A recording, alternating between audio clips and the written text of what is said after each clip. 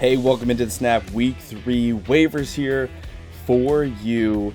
Now, not a lengthy list like last week, but we do have some good candidates for you. So make sure to leave a like on this video, subscribe to the channel, and comment down below who you're trying to add in your leagues this week and how much you should spend or what priority you should use. We'll give you those answers.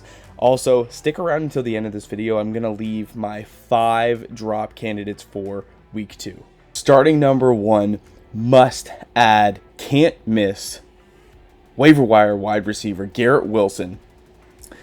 Rookie's only 61% owned.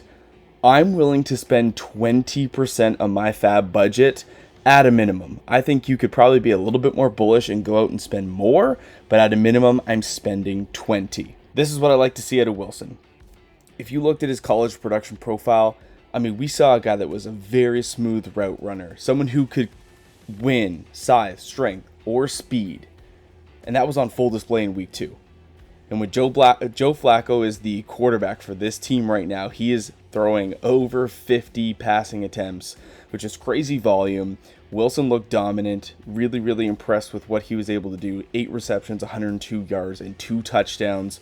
Also had 14 targets. That is an elite amount of targets for a rookie wide receiver in their second game, and he did it on only 61% of the snaps. So there's a little bit left in the tank here with Garrett Wilson.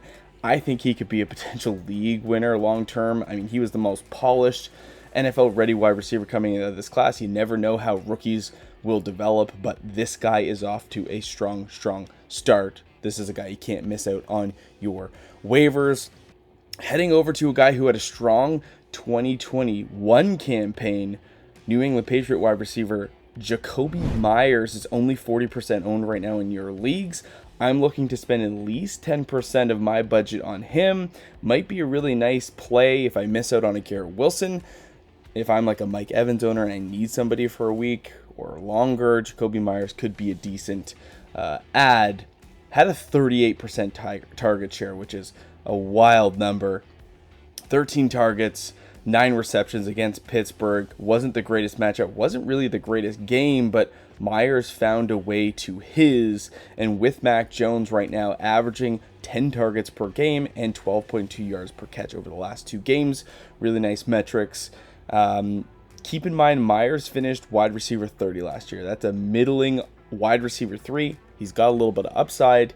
He's clearly the primary target here. Devontae Parker, the addition to this team, not really doing much for the team. All eyes on Jakobi Meyers. I think you should roster him. On to another wide receiver here. Arizona Cardinals wide receiver. And you're going to say, oh, is it Greg Dortch? No, it's not. Go out and get Rondale Moore instead. He's only 40% owned. He's going to go under the radar. He's potentially making his way back to the field in week 3. That's not confirmed yet, but I would spend about 3% of my budget on Rondale Moore.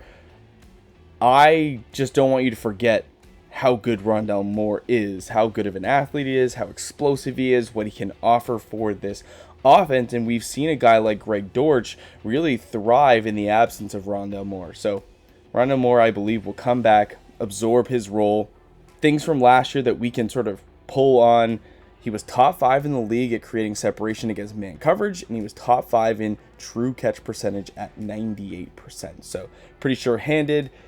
The only thing against him last year was average depth of target, really shallow, but again, that could change. So go out under the radar, grab Rondale Moore.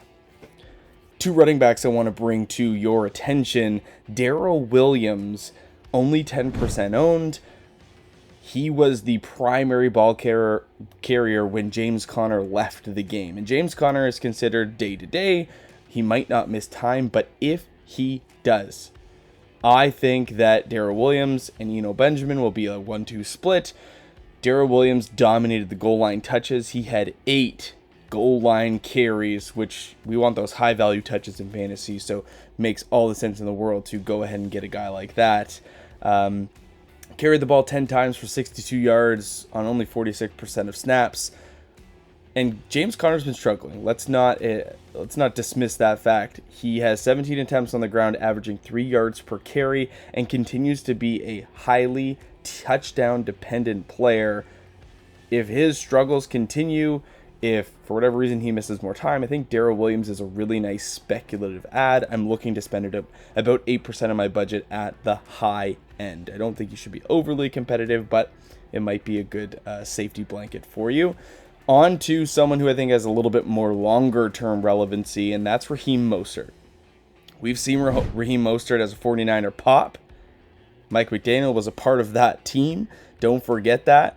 But Raheem Mostert surprisingly led this backfield in week 2 with 14 touches compared to Chase Edmonds' 6, and in snap share 55% compared to Chase Edmonds' 51.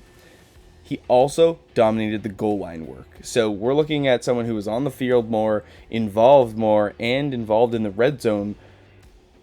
Raheem Mostert's utilization is one that needs to be monitored, and I think that you can probably get Raheem Mostert at a discount this week on your waivers. You don't have to spend up for him, but 6% probably gets it done. The reason why I say that, you got Tyreek Hill, Jalen Waddle, and Tua Tagovailoa steal the show in this game in the fourth quarter.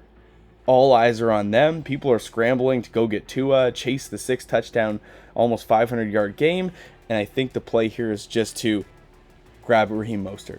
The Miami Dolphins play the Bills next week. It's going to be a totally different game. So Raheem Mostert, scoop him up and see what happens. On to tight end Gerald Everett, who I pointed your direction to last week in the waiver show. We saw him in the absence of Keenan Allen continue to get some work. 10 targets on another 67% snap share. He's consolidating that work, which is really nice to see. And they've got a soft matchup against Jacksonville. If Keenan Allen misses any time, Gerald Everett continues to be a streamer for you long term. And if you're one of those Kyle Pitts, George Kittle, even Cole Kmet owners, this buys you some time for these assets to hopefully appreciate or get back onto the field at a capacity you wanted to see. So Gerald Everett, 61% owned. I would spend about 8%. You could probably spend a little bit more, but I do still consider him a streamer with some upside. Lastly, in your Superflex or 2QB leagues, Jimmy Garoppolo is an absolute add. And yes, that comes as no surprise after Trey Lance had season-ending surgery this week. He's currently 60% rostered in your Superflex or 2QB leagues. The question is, how much are you willing to spend on him? It's 55% at a minimum for me. Now, I told you in the beginning I would give you my drop candidates. Here they are for week 3. Who do you prioritize on the waiver wire and who do you get rid of? Well, if you're holding any of these guys, don't carry them any longer. Appreciate you guys for coming by.